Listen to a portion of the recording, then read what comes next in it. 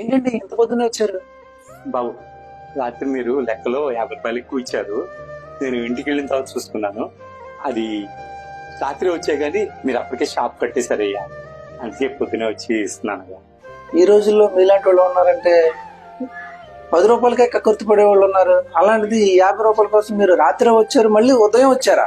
అదేం లేదయ్యా, మా అమ్మ చిన్నప్పటి నుంచి చెప్తా ఉండేది, ఎవరి సొమ్ము ఆశించకని. నువ్వు ఎవరిదన్నా తెలుసో తెలియకో తీసుకుని ఇవ్వలేకపోతే ఆ ఉసురు నీ పిల్లల్ని తగులుతుందని చెప్తా ఉండేది. కర్మఫలం గురించి బాగా చెప్తా ఉండేది అయ్యా. దానికోసం నేను ఇప్పుడు 5 కిలోమీటర్ల నుంచి వచ్చి డబ్బులు ఇస్తున్నాను.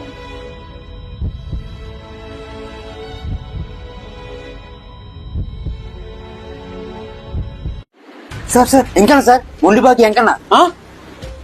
నమస్తే అన్న. ఏంటి ఎంకన్నా, మనిషి కనపడు, ఫోన్ కి దొరకవు, ఏంటి సడన్ గా ఎలా వచ్చా?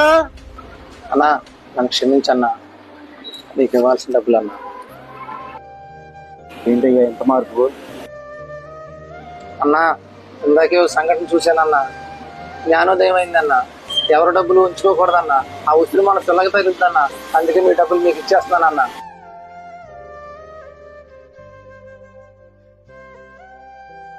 సార్ ఇది తప్పు సార్, మీరు ఇక్కడ మీ ఫ్రెండ్ని మోసం చేశారు సార్. ఆ పాపం మీ పిల్లలే తగిలిద్దాం సార్, ఒక్కసారి ఆలోచించండి సార్.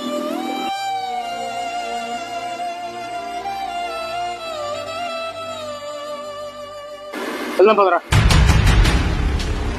ఇదే మోహన్ గారు. బహదూర్ భాయ్, మీరా? ఏంటి ఇలా వచ్చారు? మోహన్, నిన్ను వ్యాపారంలో చాలా మోసం చేశాను రా. నిన్ను మోసం చేసేప్పటి నుంచి నాకు తిండి సహించలేదు, నిద్ర పట్టలేదు. అందుకు నీకు రావాల్సిన వాటా 10 లక్షలు తీసుకొచ్చాను రా. తీసుకున్నాను, క్షమించరా. దుర్గా, ఆ డబ్బులు ఇచ్చారా? ఆ బ్యాగ్ అంతా ఇచ్చారా? ఇది తీసుకుని నన్ను మనస్ఫూర్తిగా క్షమించరా.